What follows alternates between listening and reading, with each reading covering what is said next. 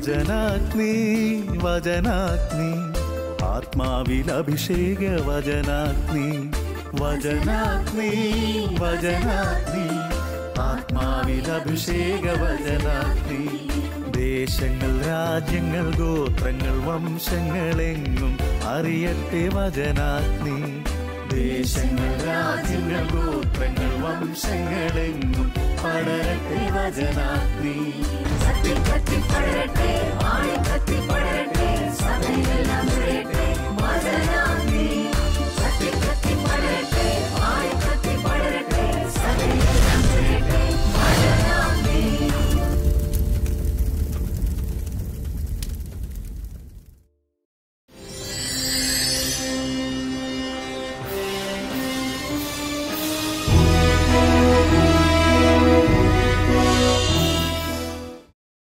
Hallelujah, praise the Lord.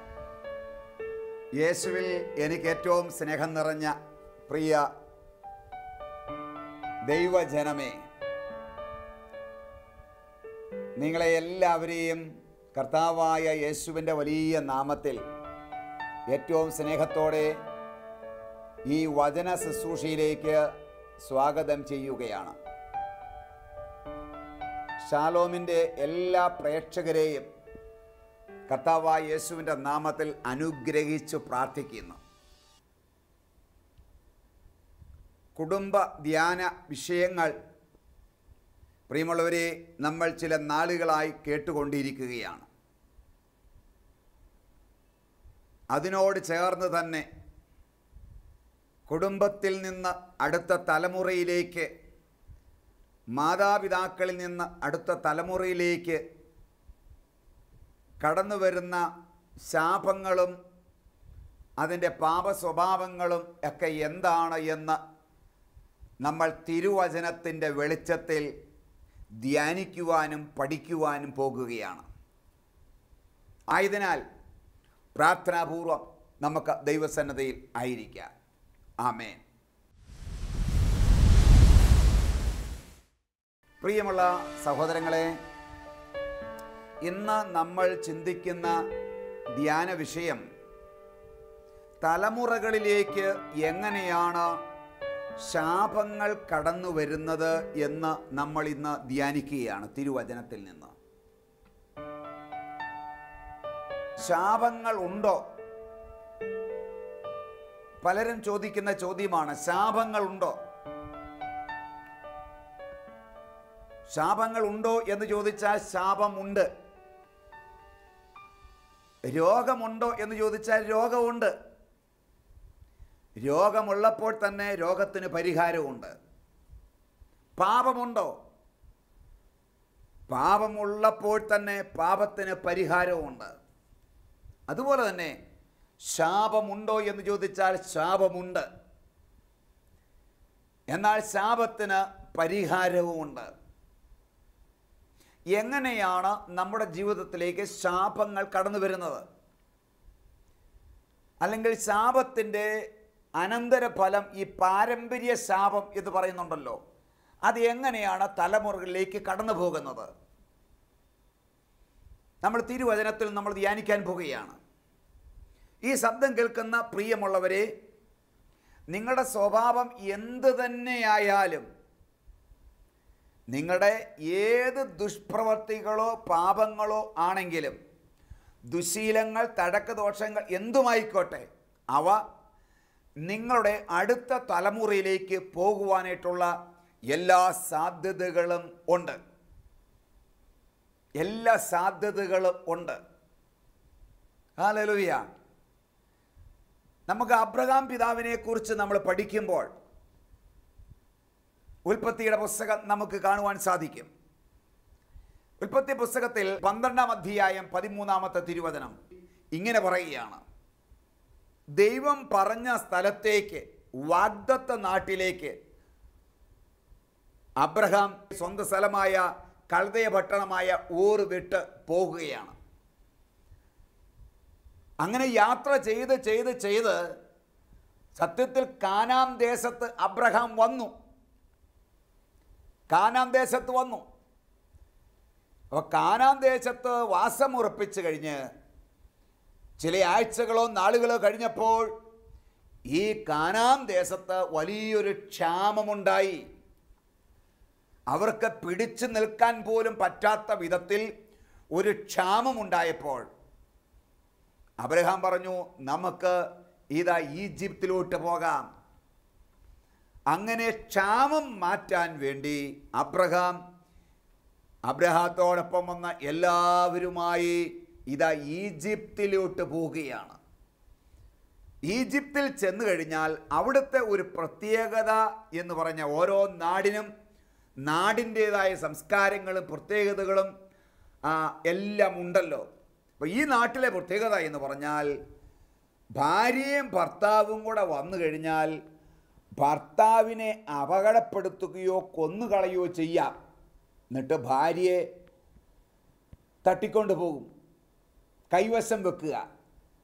എന്നാൽ സഹോദരി സഹോദരന്മാരാണെന്ന് പറഞ്ഞാൽ അങ്ങനെ ആളപായമുണ്ടാകുകയല്ല, പേടിക്കേണ്ട ആവശ്യമില്ല. നമ്മളെ ഭയങ്കരമായ സ്വീകരണം നമുക്ക് കിട്ടും, പ്രത്യേകിച്ച് ആങ്ങളമാർക്ക് സ്വീകരണം കിട്ടും. ഇത് അറിയാമായിരുന്ന അബ്രഹാം തൻ്റെ ഭാര്യയായ സാറായോട് പറയുകയാണ്.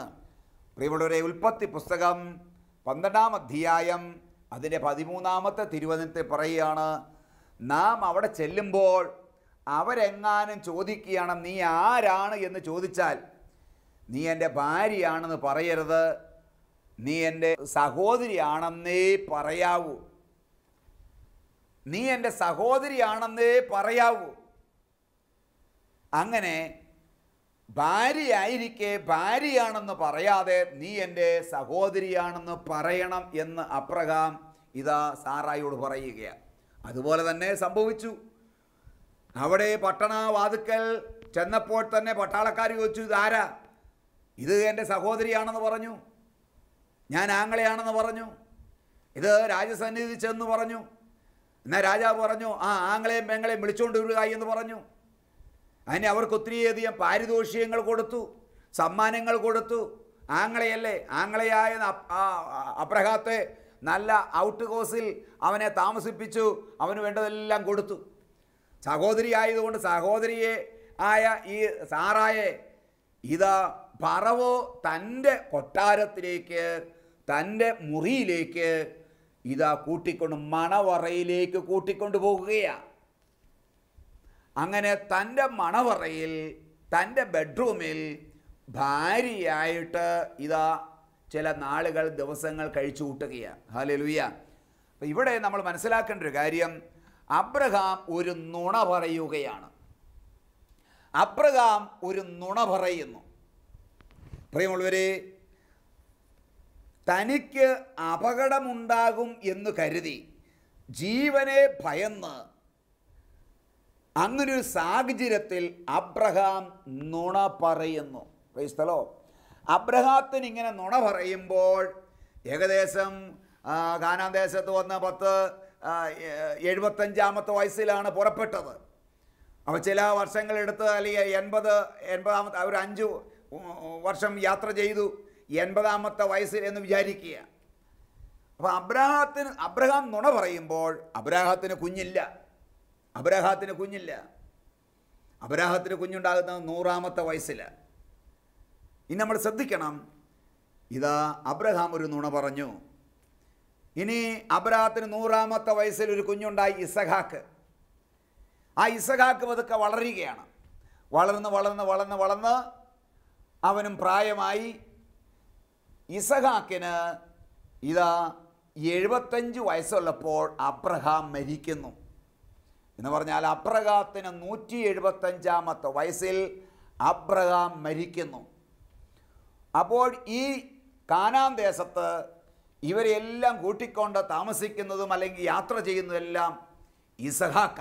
അബ്രഹാം തുടങ്ങി വെച്ച യാത്ര അത് തുടരുന്നത്, ഇവരെല്ലാം ജനത്തിൻ്റെ മേൽനോട്ടം വഹിക്കുന്നത് ഇസഹാക്കാണ്. തിരുവചനം ഇങ്ങനെ പഠിപ്പിക്കുന്നു, ഇതാ അബ്രഹാം മരിച്ച് നാളുകൾ കഴിഞ്ഞപ്പോൾ ഇതുപോലെ തന്നെ ഒരു സാഹചര്യം ഇസഹാക്കിൻ്റെ ജീവിതത്തിലും ഉണ്ടായി. ഉൽപ്പത്തിയുടെ പുസ്തകം 26-ാം അധ്യായം 6-ാമത്തെ തിരുവചനം ഇങ്ങനെ പഠിപ്പിക്കുന്നു, ഇസഹാക്ക് ഗെരാറിൽ തന്നെ താമസിച്ചു. ആ നാട്ടുകാർ ഇവൻ്റെ ഭാര്യയെ കുറിച്ച് ചോദിച്ചപ്പോൾ അത് എൻ്റെ സഹോദരി ആണ് എന്ന് ഇസഹാക്ക് പറഞ്ഞു. കണ്ടോ, ഇസഹാക്ക് പറയാണ് ഇത് എൻ്റെ സഹോദരിയാണ് എന്ന്. അങ്ങനെ ഇസഹാക്കും അപ്പൻ പറഞ്ഞ അതേ വിധത്തിലുള്ള ഒരു കള്ളം ഇതാ ഇവിടെ ആവർത്തിക്കുകയാണ്. അവിടെ പ്രത്യേകം പറയുന്നുണ്ട്, ആ നാട്ടുകാർ ചോദിച്ചപ്പോൾ ഇവൻ ആപത്ത് ഭയന്ന്, ജീവനെ ഭയന്ന് ആപത്ത് ഒഴിവാക്കാൻ വേണ്ടി അവൻ പറയുകയാണ് ഇത് എൻ്റെ സഹോദരിയാണെന്ന്. അപ്പോൾ ഭാര്യയാണെന്ന് പറയാതെ ഇസഹാക്ക് പറയുകയാണ് ഇത് എൻ്റെ സഹോദരിയാണെന്ന് നാട്ടുകാരോട് പറഞ്ഞു. ശ്രദ്ധിക്കുക, ഈ സ്വഭാവം ഇത് എവിടുന്ന് കിട്ടി? അബ്രഹാത്തിൽ നിന്ന് കിട്ടിയത്. അബ്രഹാം കള്ളം പറഞ്ഞ് 10-20 വർഷം കഴിഞ്ഞപ്പോഴാണ് ഇസഹാക്ക് ജനിക്കുന്നത് തന്നെ. അബ്രഹാം നുണ പറയുമ്പോൾ ഇസഹാക്കില്ല, ജനിച്ചിട്ട് പോലും ഇല്ല, അവനറിയാൻ മേല. അപ്പോൾ അബ്രഹാം കള്ളം പറഞ്ഞ് വീണ്ടും എത്രയോ വർഷം കഴിഞ്ഞാണ് ഇസഹാക്ക് ജനിക്കുന്നത്. ആ ജനിച്ച കുട്ടി വീണ്ടും വളർന്ന് ഒരു 75 വയസ്സ് 80 വയസ്സായപ്പോൾ അപ്പൻ പറഞ്ഞ അതേ കള്ളം അതേ സാഹചര്യത്തിൽ ഇതാ ഈ മകനും ആവർത്തിക്കുകയാണ്. മകനിലേക്കും ആ സ്വഭാവം കടന്നു വന്നു. അപ്പൻ പറഞ്ഞ കള്ളം ഇസഹാക്കിലേക്ക് കടന്നു വന്നു. Hallelujah, praise the Lord. ഇസഹാക്കിന് 2 മക്കളാണുള്ളത്, ഒന്ന് യാക്കോബും 2 ഏസാവും. ഇസഹാക്കിന്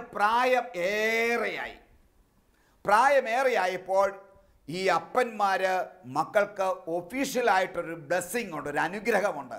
പാരമ്പര്യമായി ആ പിതാക്കന്മാരായി കൈമാറിപ്പോരുന്ന ഒരു അനുഗ്രഹം, അത് മൂത്ത മക്കൾക്ക് അവകാശപ്പെട്ടതാണ്. അതുകൊണ്ട് ഇതാ ഏസാവിന് അനുഗ്രഹം കൊടുക്കണം. അതുകൊണ്ട് ഇസഹാക്ക് ഇതാ പ്രിയമുള്ളവരെ കണ്ണ് കാണാൻ മേല, പ്രായമേറെയായി. അതുകൊണ്ട് ഇസഹാക്ക് മൂത്ത മകൻ ഏസാവിനെ വിളിച്ചിട്ട് പറഞ്ഞു, മോനെ നീ വേട്ടയിറച്ചി കൊണ്ടുവന്ന് എനിക്ക് ആഹാരം തരിക, എന്നെ ഒന്ന് സന്തോഷിപ്പിച്ച് എനിക്ക്, എന്നിട്ട് അത് കഴിച്ചിട്ട് വേണം നിന്നെ ഒന്ന് അനുഗ്രഹിക്കാൻ.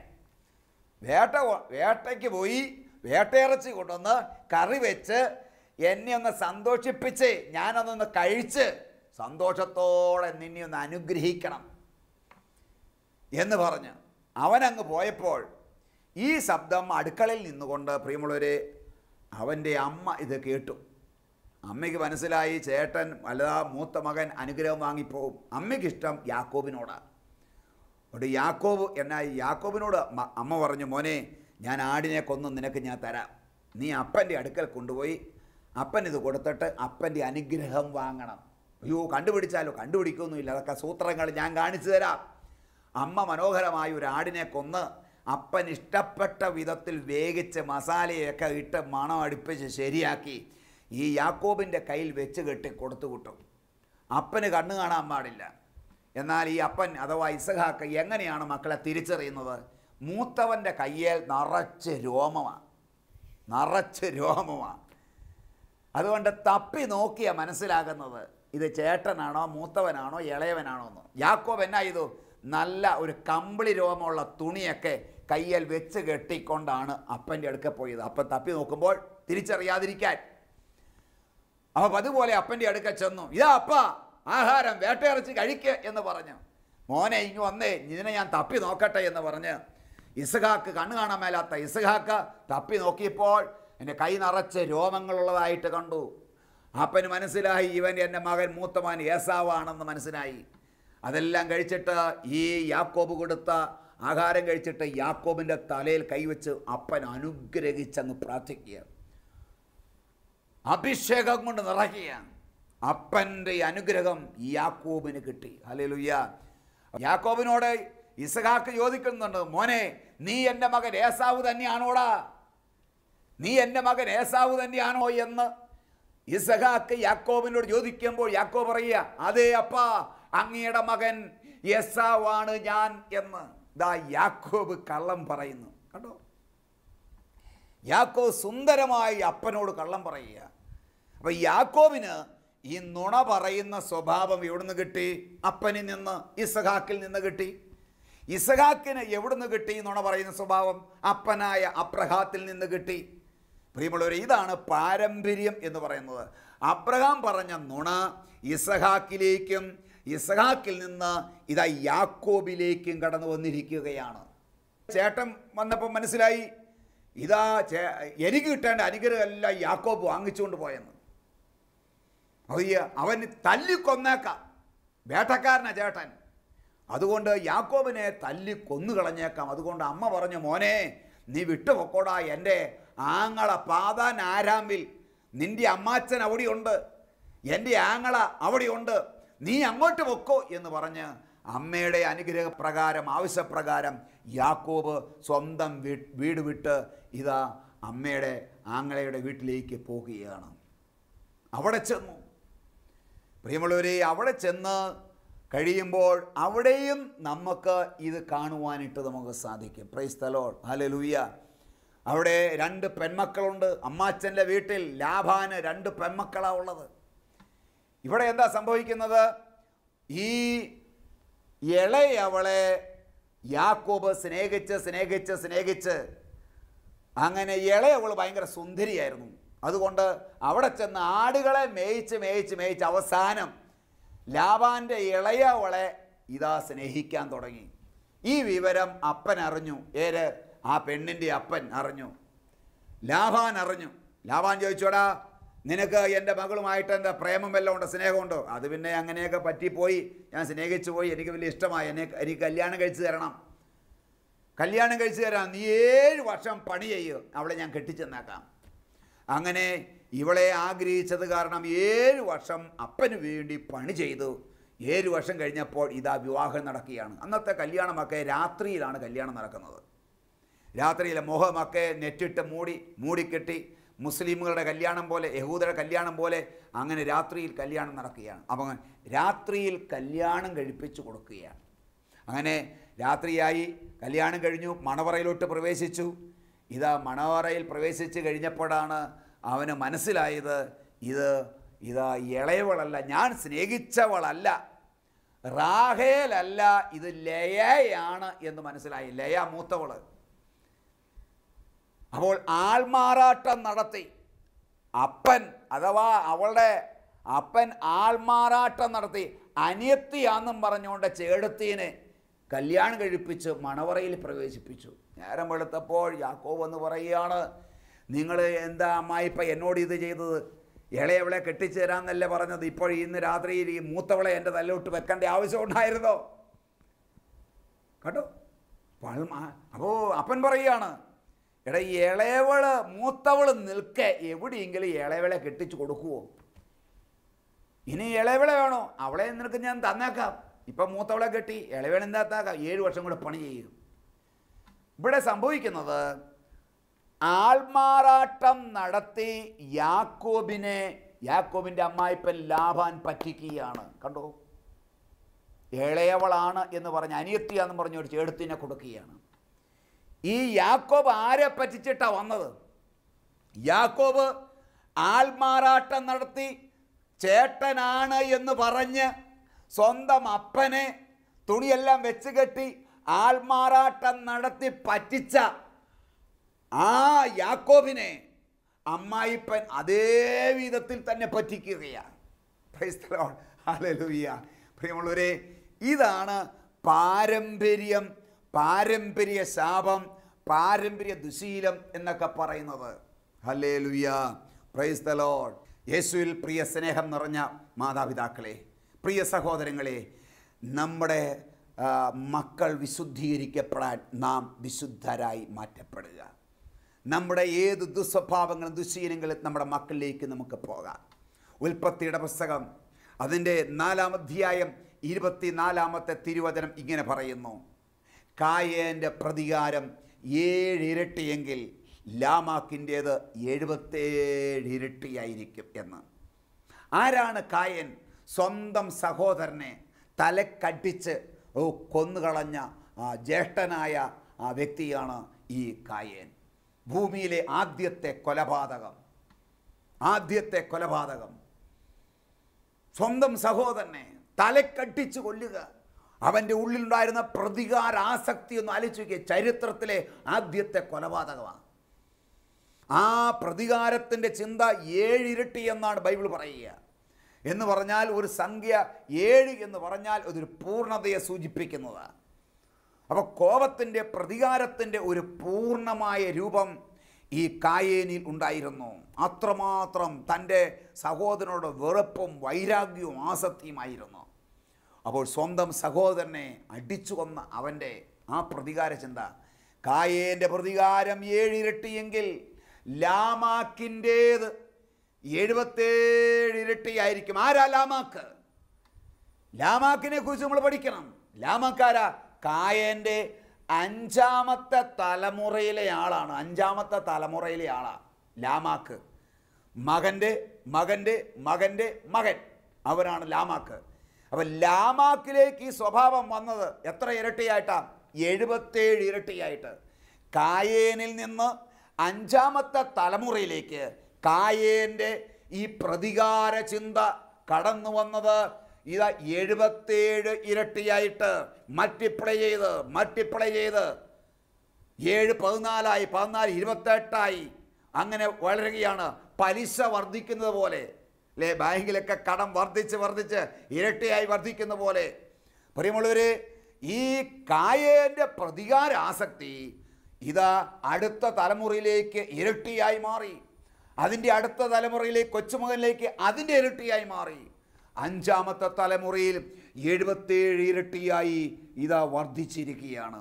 അങ്ങനെയെങ്കിൽ ലാമാക്കിൻ്റെ സ്വഭാവം എന്തായിരിക്കും? ശരിക്കൊരു പിശാചിൻ്റെ പ്രതീകമായിരിക്കും, ഒരു ഭീകര രൂപിയുടെ പ്രതീകമായിരിക്കും ആ വ്യക്തിയുമായി ഇടപെടുന്ന വ്യക്തികൾക്കുണ്ടാകുന്നത്. Hallelujah, praise the Lord.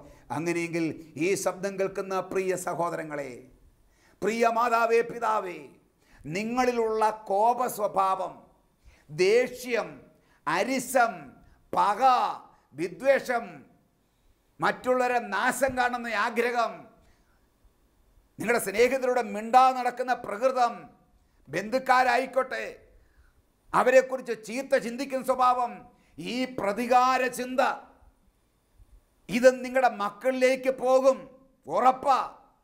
അതിൻ്റെ കൊച്ചുമക്കളിലേക്ക് അതിൻ്റെ ഇരട്ടിയായി പോകും, മൾട്ടിപ്ലൈ ചെയ്ത് ഇരട്ടിച്ചിരട്ടിച്ച് പോകും. അപ്പോൾ 1ഉം 2ഉം തലമുറകൾ കഴിയുമ്പോൾ നിങ്ങൾ ഇന്ന് മൂടി വെച്ചുകൊണ്ടിരിക്കുന്ന നിങ്ങളിലുള്ള ചില ദുസ്വഭാവങ്ങൾ, പ്രതികാര ചിന്ത, ദേഷ്യം, അരിശം, പക, മിണ്ടാതെ നടക്കുന്ന സ്വഭാവം, ചത്താലും മിണ്ടിയേല എന്ന് പറയുന്ന മനോഭാവം, ഇതൊക്കെ നിങ്ങളുടെ മക്കളിലേക്ക് നിങ്ങൾ പറയാതെ തന്നെ നിങ്ങളിലേക്ക് പോയിരിക്കും. കാരണം നിങ്ങളുടെ ചോരയെ ആ കുഞ്ഞുങ്ങളിലൂടെ ഒഴുകുന്നത്, നിങ്ങളുടെ ശരീരമാണ് ആ കുഞ്ഞുങ്ങളുടെ ശരീരം, നിങ്ങളുടെ ജീനുകളിലൂടെയാണ് ആ കുഞ്ഞുങ്ങളിലേക്ക് ഇതെല്ലാം കടന്നു വരുന്നത്. നിങ്ങളുടെ കുഞ്ഞാണെങ്കിൽ നിങ്ങളുടെ ശരീരവും ചോരയും മാത്രമല്ല, നിങ്ങളുടെ സ്വഭാവങ്ങളും, നിങ്ങളിലുള്ള നിങ്ങളുടെ രഹസ്യമായ പാപങ്ങൾ പോലും നിങ്ങളുടെ മക്കളിലേക്ക് വന്നിരിക്കും. നിങ്ങളുടെ മക്കളിൽ അത് വെളിപ്പെടും. നിങ്ങളുടെ അതേ അളവിലല്ല, ഇരട്ടിയായി, ഒരുപക്ഷെ 4 ഇരട്ടിയായി, 8 ഇരട്ടിയായി, ലാമാക്കിലേക്ക് 77 ഇരട്ടിയായി വന്നെങ്കിൽ അടുത്ത തലമുറയിലൊക്കെ എന്തായിരിക്കും സംഭവിക്കുക? ഇതിൻ്റെ ഭവിഷ്യത്ത് ഇന്ന് ജീവിച്ചിരിക്കുന്ന പ്രിയ സഹോദരങ്ങളെ, മാതാവേ, പിതാവേ, നിങ്ങൾ മനസ്സിലാക്കുക. നമ്മുടെ തലമുറയ്ക്ക് ഇതാണോ നമ്മൾ കൊടുത്തിട്ട് പോകേണ്ടത്? ഇത് കൈമാറിയിട്ട് വേണോ നമ്മൾ മരിച്ചു പോകാൻ?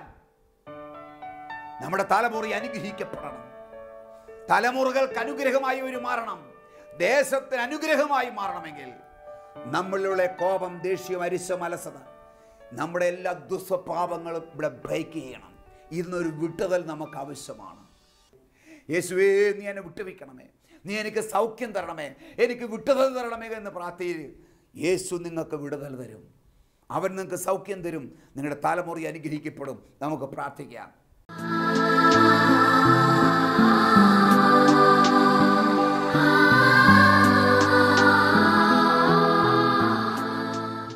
എല്ലാ മക്കളും കണ്ണുകളെ അടച്ച്, എൻ്റെ യേശുവേ, നീ എനിക്ക് വിട്ടുതൽ തരണമേ, എൻ്റെ എല്ലാ ദുസ്വഭാവങ്ങളും എനിക്ക് സൗഖ്യം തരണമേ, എൻ്റെ പരസ്യമായി മറ്റുള്ളവർക്ക് അറിയാവുന്ന സ്വഭാവങ്ങളുണ്ട്. എനിക്ക് മാത്രം അറിയാവുന്ന ചില രഹസ്യ പാപങ്ങൾ എനിക്കുണ്ട്. ഞാൻ പെട്ടെന്ന് മുൻകോപക്കാരനാണ്, ദേഷ്യക്കാരനാണ്, അരിശക്കാരനാണ്. മറ്റുള്ളവരെ കുറിച്ച് ചീത്ത മാത്രം ചിന്തിക്കുന്നു. പ്രത്യേകിച്ച് എന്നെ വേദനിപ്പിച്ചവരെ കുറിച്ച് ചീത്ത മാത്രമേ ചിന്തിക്കാറുള്ളൂ. അവരെ ഞാൻ ശപിക്കാറുണ്ട്, ശാപവാക്ക് പറയാറുണ്ട്. പല ദുസ്വഭാവങ്ങളും ദുശീലങ്ങളുണ്ട്. അബ്രഹാത്തെ പോലെ ഞാൻ പലപ്പോഴും നുണ പറയാറുണ്ട്. അത് പല പ്രാവശ്യം ഞാനിപ്പോൾ പറഞ്ഞുകൊണ്ടിരിക്കുന്നു. കർത്താവേ, ഒത്തിരി കാര്യങ്ങളിൽ ഞാൻ നുണ പറയുന്നു, നുണ കള്ളത്തരം കാണിക്കുന്നു. കർത്താവേ, എനിക്ക് വിടുതൽ തരണമേ. സൗഖ്യം കിട്ടണമെന്ന് ആഗ്രഹിക്കുന്ന മക്കളെല്ലാം ഈ ഒരു കാര്യങ്ങളെ സ്തുതിച്ച് പ്രാർത്ഥിക്കട്ടെ. Hallelujah, hallelujah. യേശുവേ, ഒടികട്ടെ, ഒടികട്ടെ, ഒടികട്ടെ. ഈ സമൂഹത്തിന് മേൽ അത്ഭുത കുറവൊടികട്ടെ. ഓ, കെട്ടുകൾ പൊട്ടട്ടെ, ബന്ധനങ്ങൾ തകരട്ടെ, സാത്താന്റെ കോട്ടകൾ യേശുവിന്റെ നാമത്തിൽ തകരട്ടെ. എല്ലാ ദുസ്വഭാവങ്ങളും, എല്ലാ ദുശീലങ്ങളും, എല്ലാ തടക്കദോഷങ്ങളും, എല്ലാ അശുദ്ധികളും, ആസക്തികളും യേശുവിന്റെ നാമത്തിൽ വിട്ടുപോകട്ടെ പ്രാർത്ഥിക്കുന്നു. കൽവരി ക്രൂശിൽ കൽവരി ചിന്തിയ യേശുവിന്റെ രക്തം ഈ മക്കളെ തളിക്കുകയാണ്. യേശുവിന്റെ രക്തത്താൽ കഴുകപ്പെടട്ടെ പറയുന്നു. ഹെബ്രായർ 9:14 വചനത്താൽ ഇവർ വിശുദ്ധീകരിക്കപ്പെടട്ടെ, കെട്ടുകൾ പൊട്ടട്ടെ എന്ന് പ്രാർത്ഥിക്കുന്നു. ആത്മാവിന്റെ ശക്തി അഭിഷേകമായി വാഴട്ടെ. എല്ലാ ദുശീലങ്ങളും, ഗുണ പറയുന്ന സ്വഭാവങ്ങൾ, കോപ സ്വഭാവങ്ങൾ, അശുദ്ധികൾ, ആസക്തികൾ യേശു നാമത്തിൽ വിട്ടുമാറട്ടെ. Heal, cast them in the name of Jesus. Hallelujah, hallelujah, hallelujah, hallelujah, hallelujah, hallelujah, hallelujah. ഇവിടെ ചിന്തകൾ വിശുദ്ധീകരിക്കപ്പെടട്ടെ, മനസ്സ് വിശുദ്ധീകരിക്കപ്പെടട്ടെ, ശരീരം അവയവങ്ങളെല്ലാം വിശുദ്ധീകരിക്കപ്പെടട്ടെ, കാലമുറി അനുഗ്രഹമായി മാറട്ടെ. Hallelujah, hallelujah, hallelujah. പരിശുദ്ധാത്മാവേ,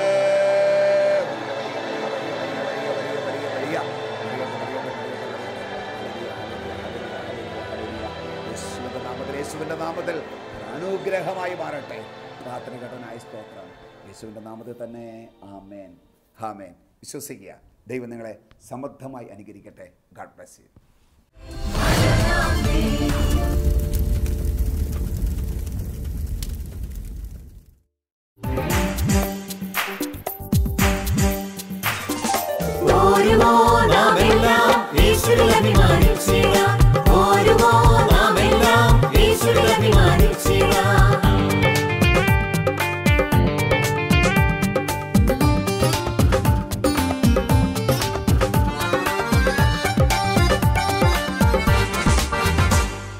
നമ്മുടെ നാഥൻ ഒലിവുമലയിൽ അന്ന് നൽകിയ മിഷൻ ദൂത് തലമുറ തലമുറ കൈമാറി കെടാതെ ഞങ്ങൾ ഘോഷിക്കും, കെടാതെ ഞങ്ങൾ ഘോഷിക്കും.